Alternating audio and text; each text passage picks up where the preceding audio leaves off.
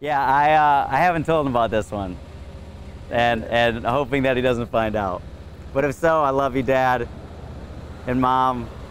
You're the best. I'm still a good kid, I promise you.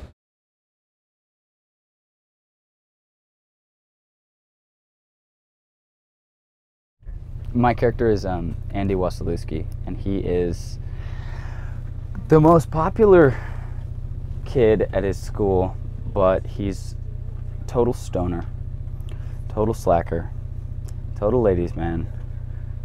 His parents are never around, so he sort of lives in this weird world that most high school kids don't get to live in, sort of in the lap of luxury, has his house to himself, never has to really worry about anything, skates by on his grades because he doesn't really care. He hates high school, absolutely, even though it's really overall a fantastic experience for him, but he can't even appreciate that. Mandy is, believe it or not, she's the good girl. She, in this whole story, it's, takes place in LA, crazy LA, and she's one of the few good girls in the script that is discovering herself. She's from DC and kind of a fish out of water, trying to figure out where she stands in this whole LA scene. And it's pretty interesting to kind of watch her growth and progress throughout this whole film, with her, boyfriend Andy and all the drugs and alcohol and parties and craziness around her. So it's very interesting to see how the good girl goes bad for a little bit. What attracted me most to the part of Tommy is how he is self-aware that he just isn't that bright, yet he doesn't care.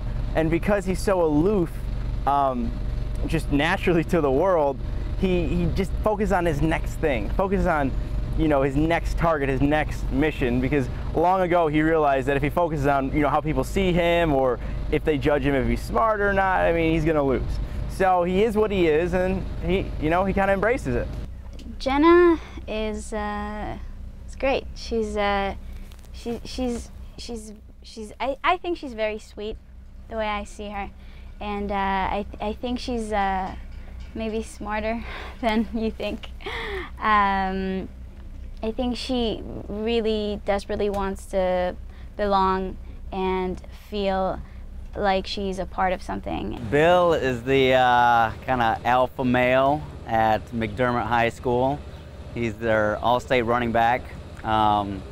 He's also has some issues, some vices, does a lot of coke, does a lot of binge drinking, and to kind of cover his insecurities, if you will. Well, what I really like about the character is that it's not typical. Like, his name is Chubbs, okay, but he's not the typical fat, funny, whatever. I'm kind of taking this as more of a, he's more serious about everything. He's really emotional, and he's kind of on the fence. He may even be borderline gay. He doesn't really know. He's still trying to figure everything out. What's different than this movie than other teen movies out there is, well, there's cocaine.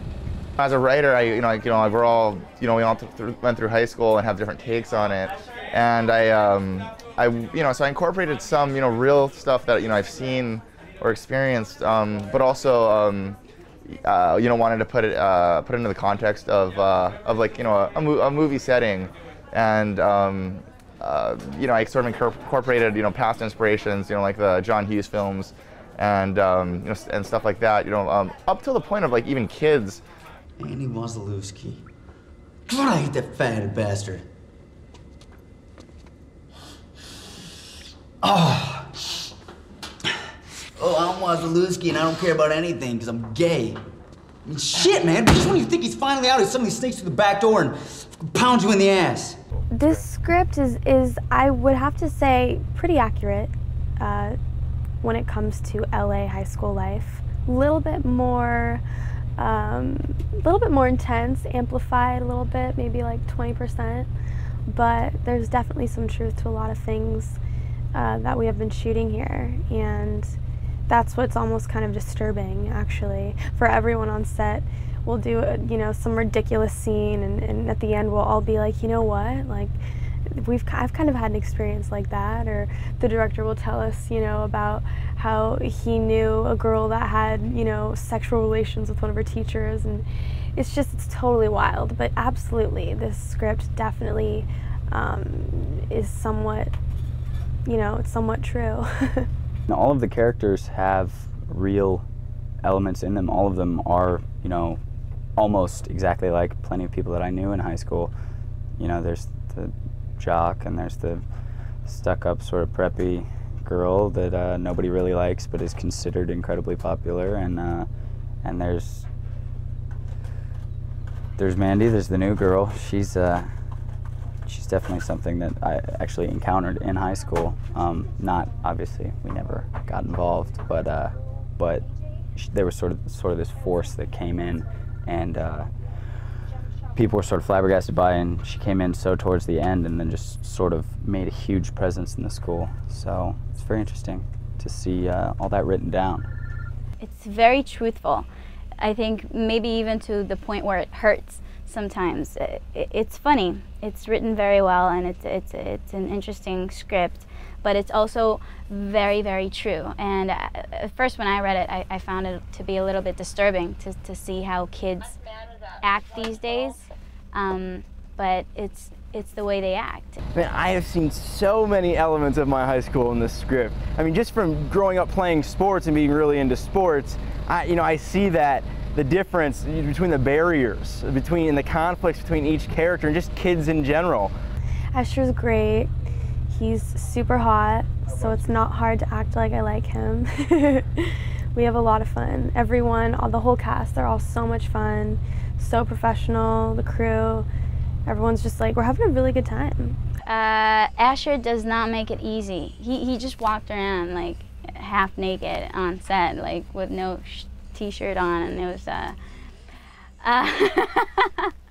should we cut that out? Never mind. No, they're great. I think Escher is very talented, and I think he's making a lot of very smart choices with his character.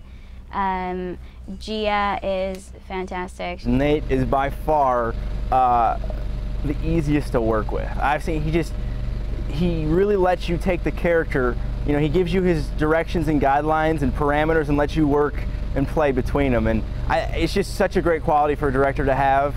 I love, you know, working with all of them.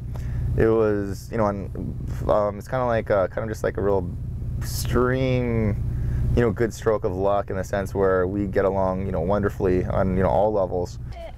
The first thing that came to mind, I was like, fuck, you know, like this is gonna be a problem. He's never done it before. But after I talked to him about the script for a little bit, and I heard his thoughts, and I saw how passionate he was about this project, it kind of got me excited, which is what I'm looking for when I'm working with the director. He's, you know, again, adapting very well to the protocol, which for a director really is there's two key people he has to work with, the cinematographer and the AD.